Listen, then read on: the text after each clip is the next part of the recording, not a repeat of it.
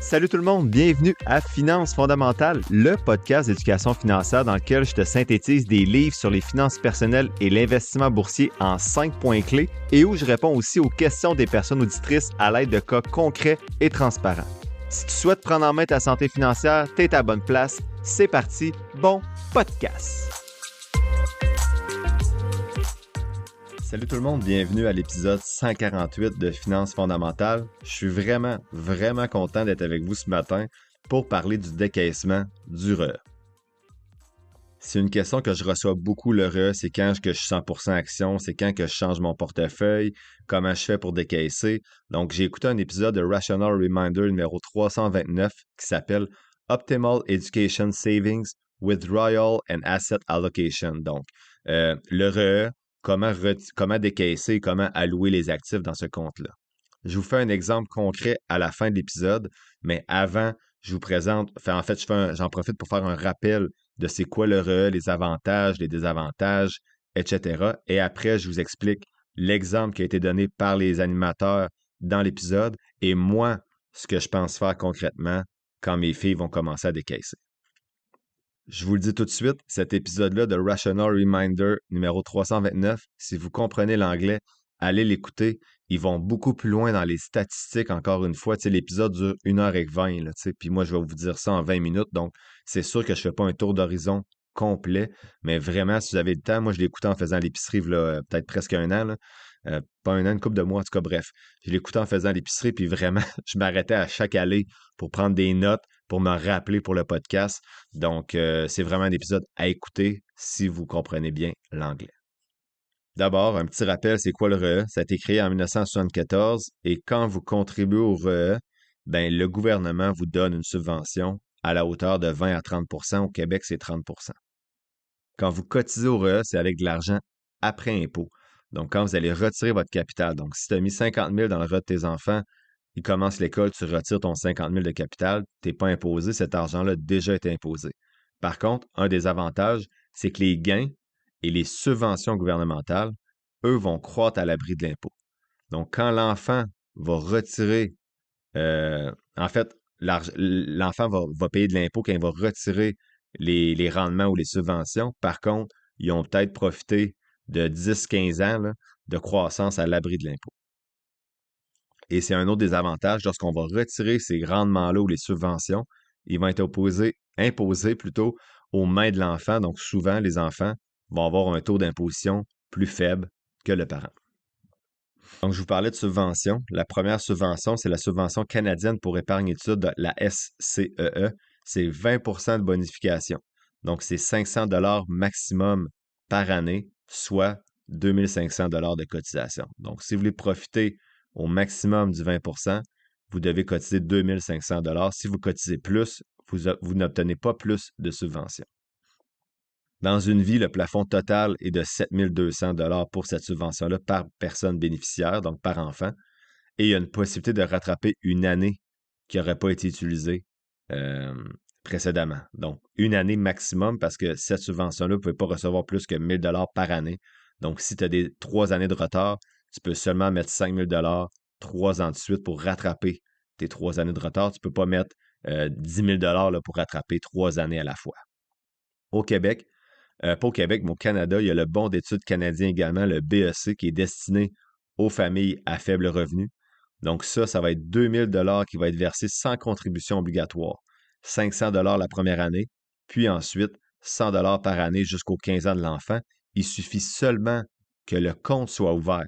Donc, si vous n'avez pas beaucoup d'argent, vous n'avez pas assez d'argent pour contribuer au REE à cause que vous avez des faibles revenus, ouvrez le REE, vous avez 2 000 $ gratuits sur 15 ans. Au Québec, maintenant, également en Colombie-Britannique, il y a un 1 200 $ supplémentaires accessibles à vie pour les subventions.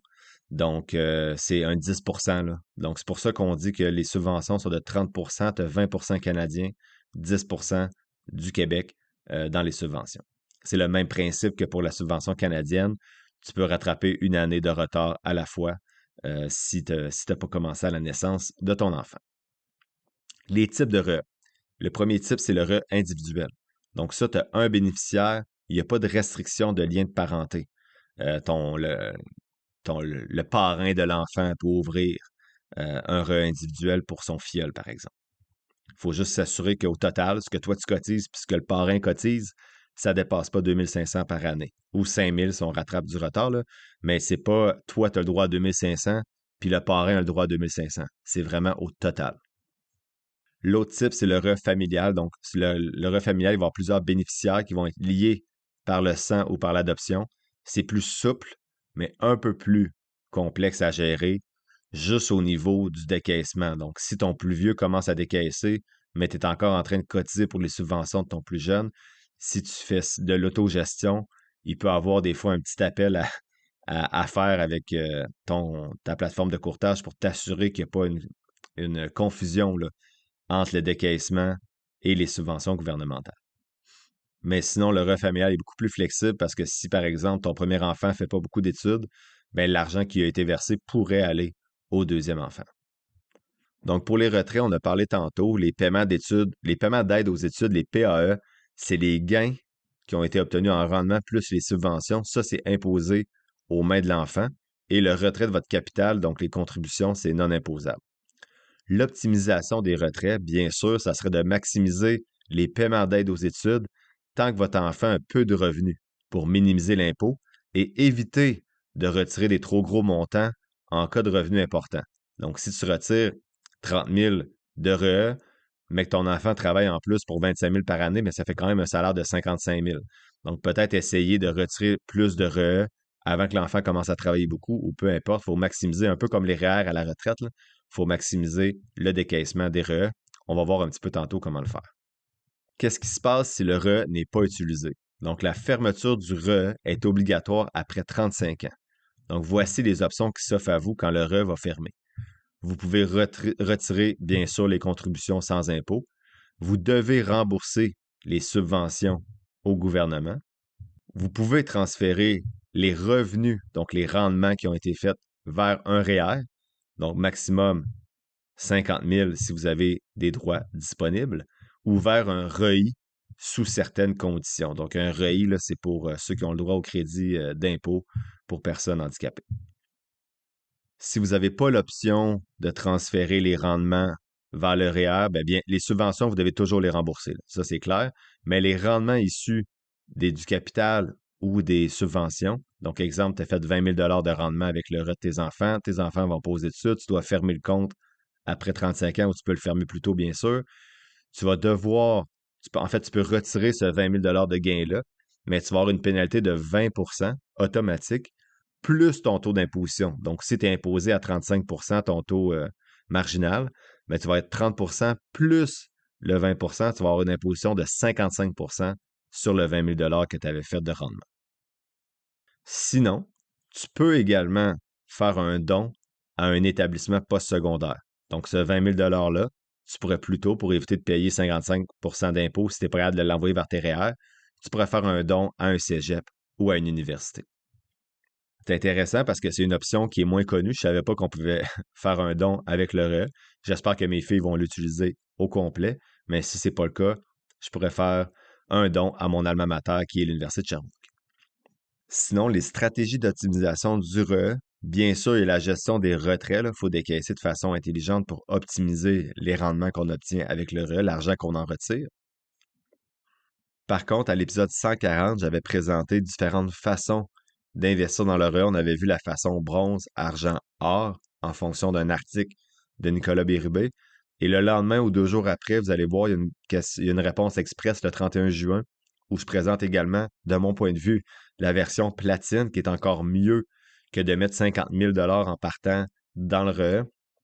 Donc, je vous invite à aller écouter ces épisodes-là pour voir c'est quoi la meilleure façon d'optimiser le REE. Donc, la première, la façon normale, on va dire, c'est de mettre 2 500 $ par année.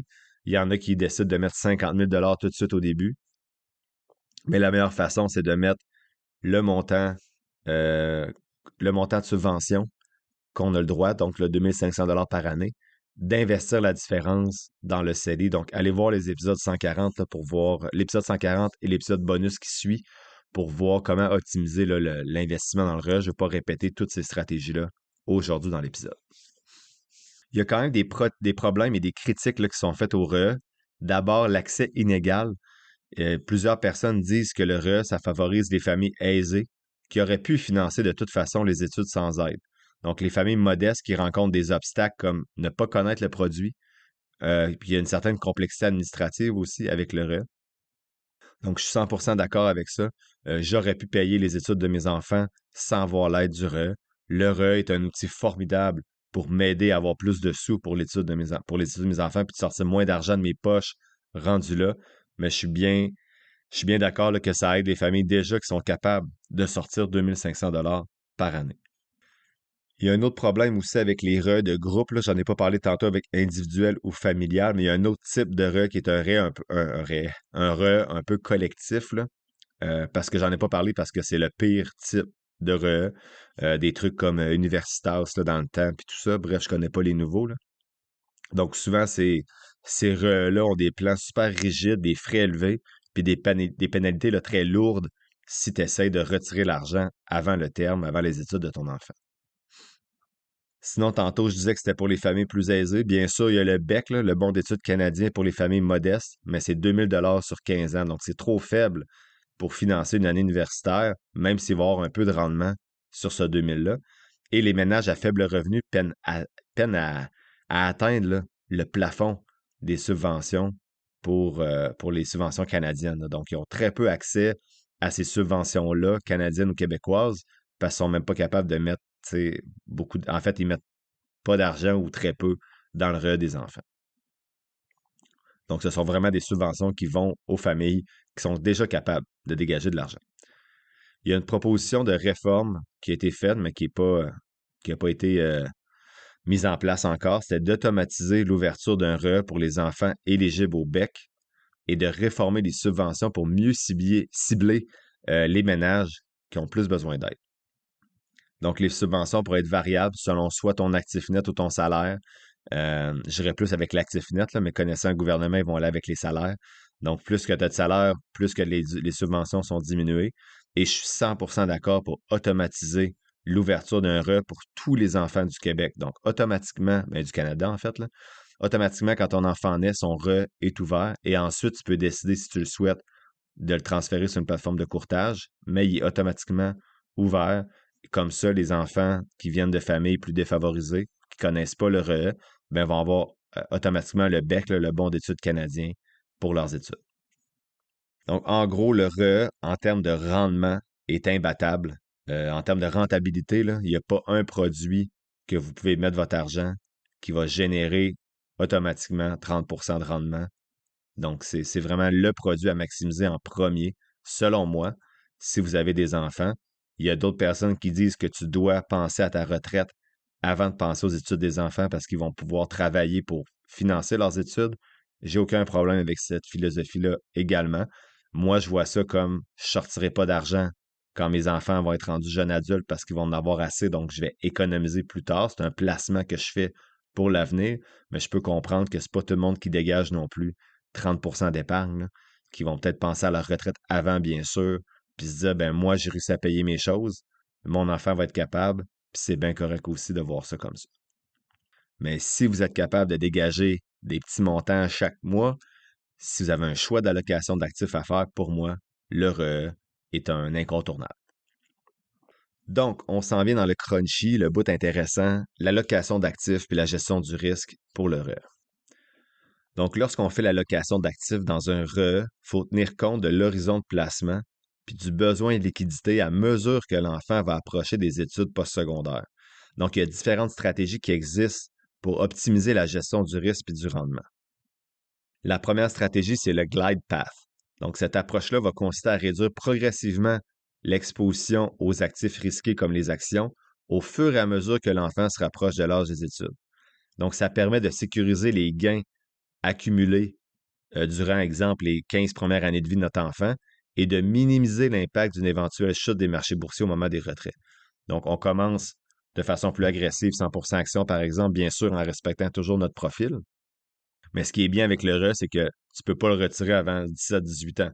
Donc, tu es obligé d'avoir 17-18 ans devant toi. Donc, c'est le produit parfait pour commencer 100% action. Tu as au moins 15 ans devant toi, assurément. Et plus qu'on se rapproche de la retraite, plus on commence à diriger une partie des actifs qui sont en action vers des produits plus sécuritaires comme des obligations ou des revenus fixes. Donc, vous pouvez soit avoir une approche agressive en début de RE, donc investir 90 à 100 en actions durant les premières années de vie de votre enfant pour maximiser la croissance du capital, puis réduire progressivement cette exposition-là quand on s'approche des études. Sinon, il y a une transition plus tardive, donc maintenir 100 d'actions jusqu'à l'adolescence, puis à ce moment-là, on procède à un rééquilibrage progressif vers des actifs plus stables. Donc, la première stratégie, c'était on y va doucement. La deuxième, c'est on essaie de tenir le plus longtemps le 100 action, puis après ça, on fait un rééquilibrage un peu plus intense à l'âge qu'on détermine. Et la troisième façon de faire du glide path, c'est une approche équilibrée dès le départ. Donc, on va adopter une répartition déjà plus conservatrice dès l'ouverture du RE, par exemple avec un portefeuille 60 actions, 40 obligations, afin de limiter la volatilité tout en bénéficiant d'une croissance qui est quand même modérée. Donc, la stratégie optimale va dépendre du degré de tolérance au risque des parents, puis de la capacité à ajuster l'allocation en fonction des conditions du marché là, quand vous allez vous rapprocher des études de vos enfants. Donc, je vais me positionner, moi, à la fin, qu'est-ce que je fais dans tout ça. Mais avant, je veux juste vous montrer, en fait, vous partager concrètement l'exemple de décaissement qui était dans le podcast. L'exemple qui est dans le podcast, je vous le dis tout de suite, puis ça arrive, là, je vois plein de monde qui arrive à ces montants-là. C'est comme si votre enfant avait 200 000 d'accumuler dans son RE, incluant votre capital. Donc, dans l'exemple des animateurs, il faisait comme si le 200 000 était complètement à l'enfant, même dans le fond, il donnait le capital, leur cotisation aux enfants. C'est dit plus simplement comme ça. Roy Lévesque et Associés, c'est un cabinet de services financiers familier de troisième génération établi à Magog qui accompagne des familles partout au Québec depuis plus de 60 ans dans la gestion de leur patrimoine. Ce qui est vraiment unique chez eux, c'est leur approche axée sur la confiance et le relationnel dans laquelle chaque famille a une stratégie sur mesure. C'est justement avec Simon-Pierre Gingras, qui est conseiller en sécurité financière chez Roy Lévesque et Associés et actionnaire de la firme, que j'ai fait affaire pour l'assurance vie de mes filles parce qu'il détient le titre de professionnel agréé du Infinite Banking acquis directement à l'Institut Nelson Nash. J'ai consulté 3 experts pour mettre en place cette stratégie-là et j'ai choisi Simon-Pierre pour son efficacité et son intégrité. Il a pas niaisé en essayant de me vendre 2,2 millions d'assurances pour mes filles en plus de m'en offrir pour mes oncles et mes tantes. Il est parti du budget que je lui avais dit pour m'offrir un produit sur mesure qui répondait réellement à mes besoins. Donc, que ce soit pour la gestion de vos investissements ou votre planification fiscale, quand Simon-Pierre travaille avec vous, c'est pour vous offrir la meilleure solution après avoir bien analysé votre situation. Si vous cherchez des partenaires pour vous aider à bâtir un avenir solide pour vous et votre famille, je vous encourage à contacter Roy Lévesque et Associés en cliquant sur le lien dans la description de l'épisode. Et oui, une publicité dans mon propre podcast. Après avoir aidé plus de 50 personnes à prendre en main leurs finances et leurs investissements dans la dernière année et demie, je suis enfin en confiance de publiciser mes services d'accompagnement. Selon vos besoins, ces services-là peuvent aller d'une seule rencontre de 60 minutes jusqu'à plusieurs rencontres avec des suivis. Donc, que ce soit pour planifier votre stratégie d'investissement, choisir vos FNB, savoir si le CELI ou le REER c'est plus intéressant dans votre cas, ouvrir votre compte de courtage et apprendre à bien l'utiliser, ou toute autre question ou besoin par rapport à vos finances, n'hésitez pas à m'écrire sur Gmail ou sur le groupe Facebook du podcast pour avoir les informations sur les forfaits disponibles. Donc, au plaisir de vous rencontrer et de jaser de finances. Donc, dans leur scénario, c'est vraiment pour montrer comment tu fais pour décaisser intelligemment le RE quand il y a beaucoup trop d'argent dans ce compte-là pour éviter de payer des impôts. Bien sûr, si vous avez 20 000 de RE à la fin, ça ne sera pas un enjeu de décaisser intelligemment pour minimiser les impôts. Même si tu retires le 20 000 dans la première année dans les mains de l'enfant, il n'y aura pas tant d'impôts. Donc, si vous avez moins d'argent dans le RE, le décaissement n'est pas nécessairement un enjeu. Ça peut être facile sur 2 ans de cégep ou même sur une formation professionnelle d'1 an de réussir à bien décaisser cet argent-là. Donc, ce qu'on montrait dans le scénario du podcast, qui me rejoint beaucoup parce que je pense que mes enfants, mes filles, vont avoir au-delà de 100 000 assurément dans leur rêve. Ben, comment qu'on fait pour décaisser ça intelligemment dans les mains de l'enfant? Donc, j'essaie de vous accompagner de façon fluide à travers tout ça. Donc, avec 200 000 en poche à l'automne, votre enfant entre au cégep, on va dire, il y a 200 000 dans son rêve. Les 13 premières semaines d'études, on peut retirer au maximum 8 000 de subventions et de rendement. on ne peut pas en retirer plus que ça. Mais on peut retirer du capital comme on veut. Si sur le 200 000, vous auriez 100 000, ben c'est impossible, 50 000 de capital, vous pourriez le retirer à la journée. Mais en fait, vous pouvez le retirer quand vous voulez, vos cotisations. Donc ça, il n'y a pas de problème. Donc la stratégie, on est à l'automne 2025, on va dire. Vous retirez dès le début de la rentrée scolaire 8 000 $ de subvention et de rendement qui est le maximum permis pour payer les études de l'enfant. Vous allez retirer au même moment 15 000 $ de cotisation, de capital qui n'est pas imposé. Donc, il vous appartient, mais vous le donnez à l'enfant. Vous retirez 15 000, vous mettez 7 000 dans le CELI de l'enfant et 8 000 dans son CELIAP. Donc, il faut que ces deux comptes-là soient ouverts, bien sûr. Donc, il faut que l'enfant ait 18 ans. Au cégep, on a pas mal 18 ans quand on commence les études. Puis, après 13 semaines d'études, vous retirez 20 000 $ de subventions et de rendements supplémentaires. Donc, ça va faire au total 15 000 de cotisations qui sont allées dans CELI-CELIAP et 28 000 de subventions et de rendements qui vont dans le compte de l'enfant. Les animateurs disaient que le 28 000, c'est le maximum permis par session. J'ai lu là-dessus après, je n'ai pas trouvé d'informations fiables. Ce que j'ai compris, c'est qu'il n'y a pas nécessairement un maximum de 28 000 $. Par contre, si tu retires plus que 28 000 $ par session, ça se peut que tu aies besoin de te justifier pour faire les retraits. Est-ce que si c'est autogéré, tu as besoin de justifier aussi? Je ne le sais pas. Peut-être. Donc, je n'ai pas d'informations claires, mais les animateurs semblaient dire que tu devais te restreindre à 28 000 $ de subvention et de rendement par session. Donc, automne 2025, votre enfant rentre au cégep, on sort 15 000, on met ça dans son CELI-CELIAP et on sort 8 000 les 13 premières semaines et on sort 28 000 ensuite, le maximum permis, là, entre guillemets. Donc, 28 000 $ au total de subvention de rendement. Donc, dans la session, on a sorti 28 plus 15, on a sorti 43 000 $ de son REER. Mais il ne faut pas oublier que le 200 000 $, il continue de faire des rendements pendant ce temps-là. Donc, toujours dans la première année de formation de votre enfant au cégep, on est rendu à l'hiver. C'est pas la même année fiscale, c'est la même année scolaire, mais on change d'année fiscale. Donc, on retire encore 15 000 $ de capital pour le CELI, le CELIAP. Et là, on peut retirer tout de suite 28 000 $ début janvier en subvention et en rendement. Donc, le principe est le même qu'à l'automne, sauf qu'on peut tout faire dès le 1er janvier.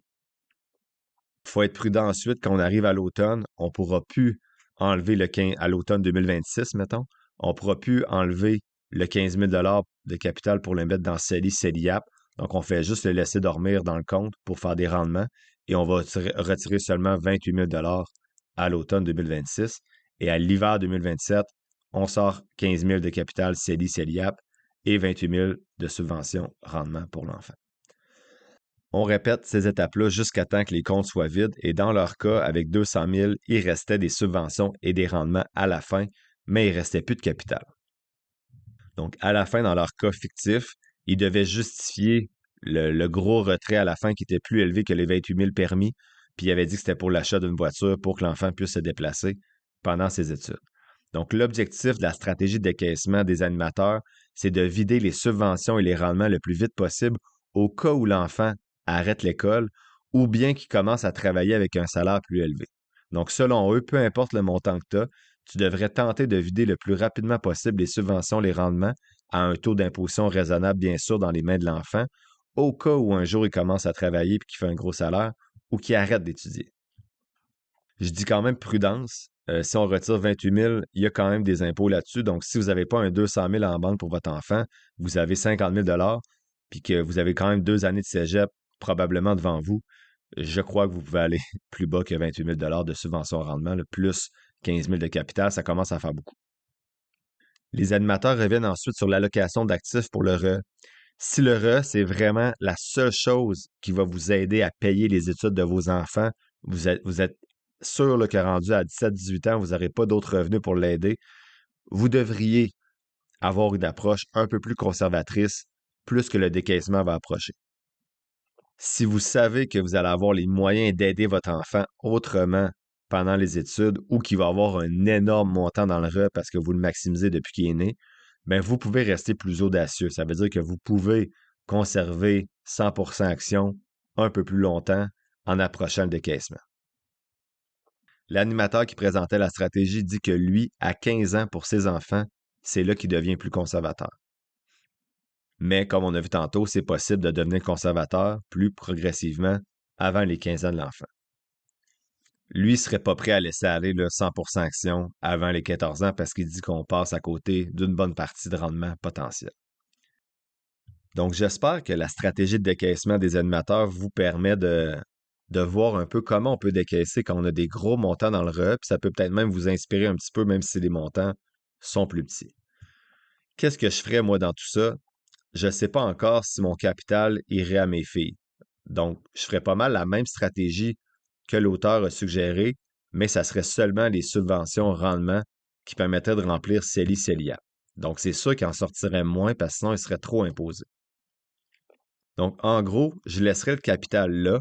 Donc, mettons que ma plus grande commence le cégep, je ne retire pas le capital, je le laisse là pour générer des rendements jusqu'à la fin de leurs études. Donc, j'en profite pas quand ma fille a 17-18 ans, je vais en profiter quand elle va en avoir peut-être 22-23, à la fin peut-être de l'université.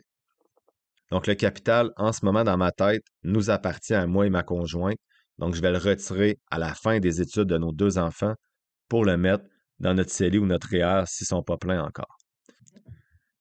Ma stratégie actuelle, ça serait de retirer les subventions rendement à chaque session pour payer les études et remplir le CELI-CELIAP. Donc, en ce moment, à l'automne 2025, si ma plus vieille rentrait au cégep, elle retirerait au jour 1 8 000 parce que c'est le maximum permis dans les 13 premières semaines, on s'en rappelle.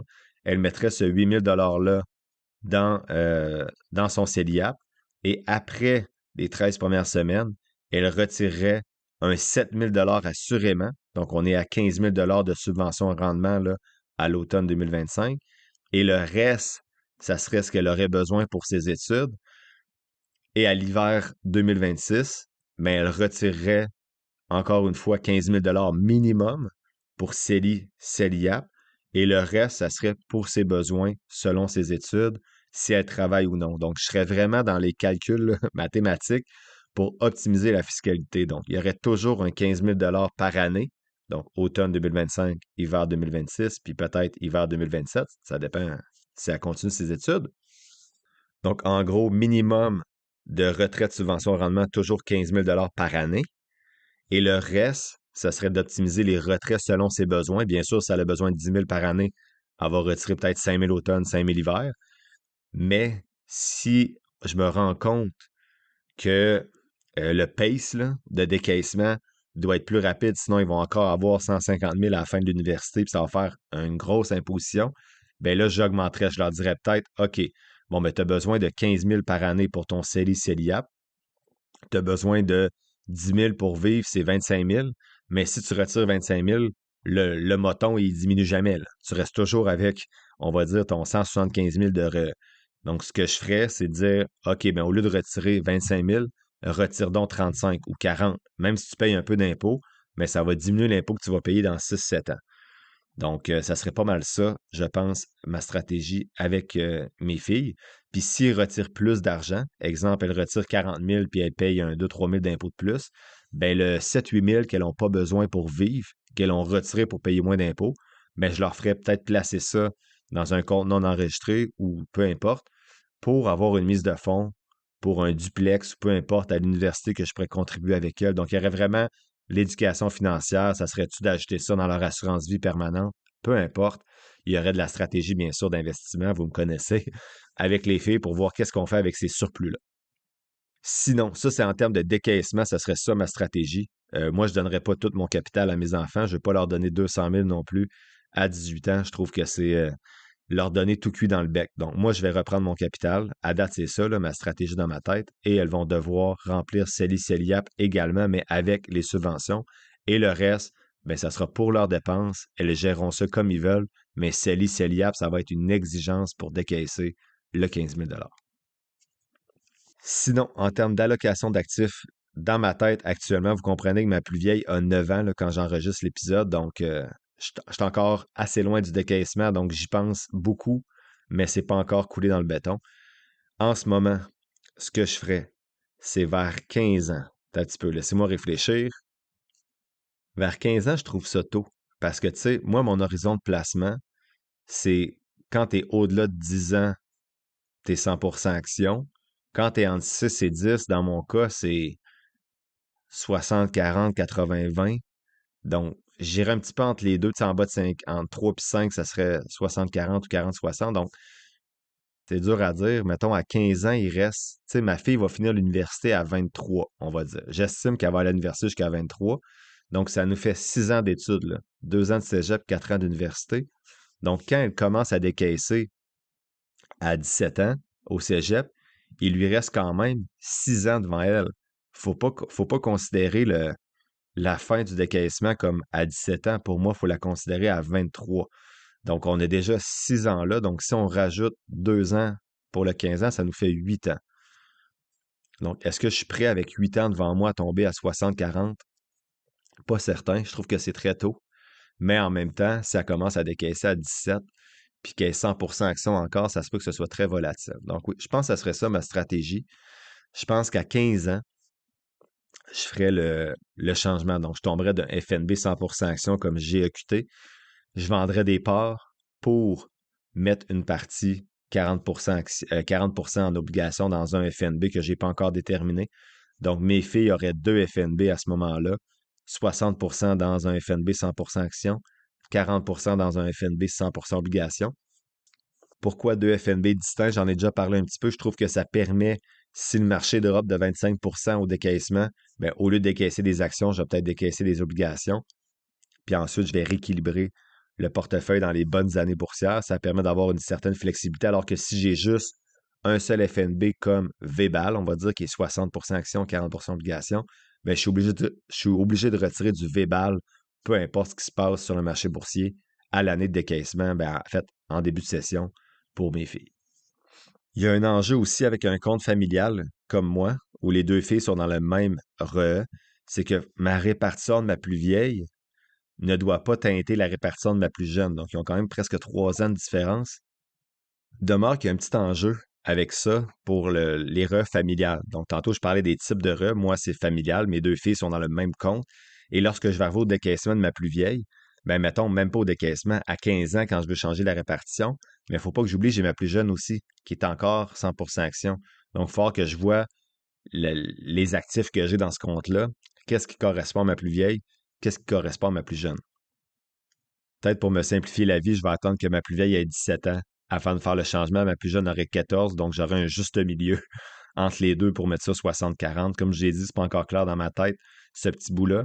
Mais en gros, je garderai le capital pour moi. Les subventions au rendement iraient aux filles. 15 000 minimum par année retirés pour CELI-CELIAP. Le reste, selon leurs besoins pour les études et leur vie personnelle. Et si on a besoin de décaisser plus à cause qu'on va être trop imposé à la fin puis il va rester trop d'argent, j'en discute avec elles. Qu'est-ce qu'on fait avec l'argent qu'on retire supplémentaire? Si elles veulent la dépenser dans des cochonneries, j'espère qu'elle est rendue à 17-18 ans, ils n'achèteront plus de cochonneries comme c'est le cas actuellement. Mais bref, si elles veulent le dépenser dans d'autres choses, elles le feront. Ça va être leur argent. Mais moi, j'espère pouvoir les éduquer adéquatement d'ici leurs 18 ans pour bien gérer ces motons d'argent-là. Donc, en conclusion, l'épisode met en lumière l'importance stratégique du RE puis ses avantages, mais aussi certaines limites structurelles que le RE a actuellement, comme on a vu avec les familles à revenus plus faibles, soit qui ne connaissent pas le RE ou bien qui n'ont pas accès à autant de subventions que des familles plus aisées. Qu'est-ce que je retiens de l'épisode que je viens de vous faire, c'est que planifier et gérer stratégiquement un RE, ça permet de maximiser les subventions, d'optimiser la croissance des placements et d'assurer un financement efficace des études de nos enfants. Mais à travers tout ça, il faut aussi penser au décaissement, même si on accumule un gros montant.